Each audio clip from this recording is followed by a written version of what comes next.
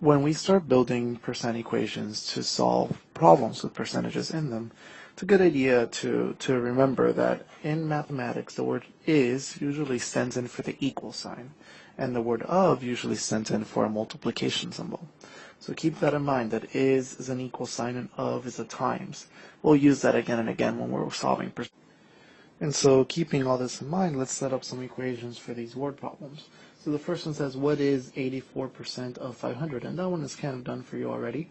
So what is, that would be your x, the is the equal sign, 84% represented as a decimal is 0.84, of means times and 500.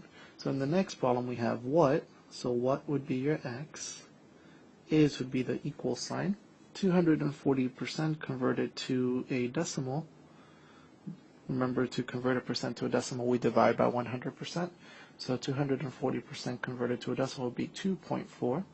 So what is 240% of? Of means times 80.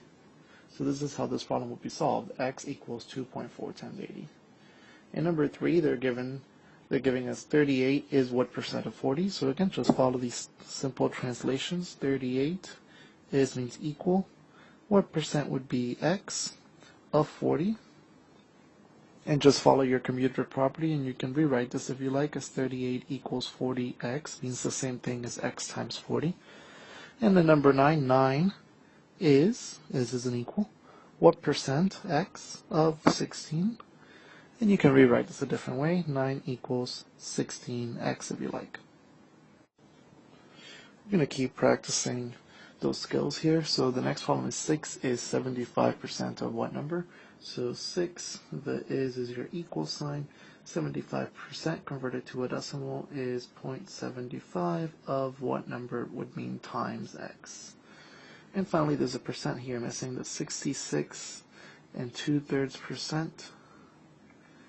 2/3 converted to a decimal is 0.6 repeating. So 66 and 2/3 converted to a decimal is 0.6 repeating. So when we have the 150 is your equal sign, 66 and 2/3% is 0.6 repeating, of means times x.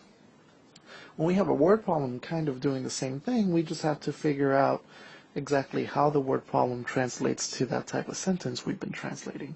So it says that in an apartment complex, 110 of the units are currently being rented.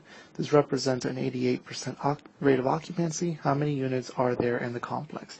So what this means is it means 110 is 88% of the units in the complex. So when we translate this to an equation, it's 110 equals 88% converted to a decimal is 0.88, of means times the units in the complex is x. So that equation is 110 equals 0.88x.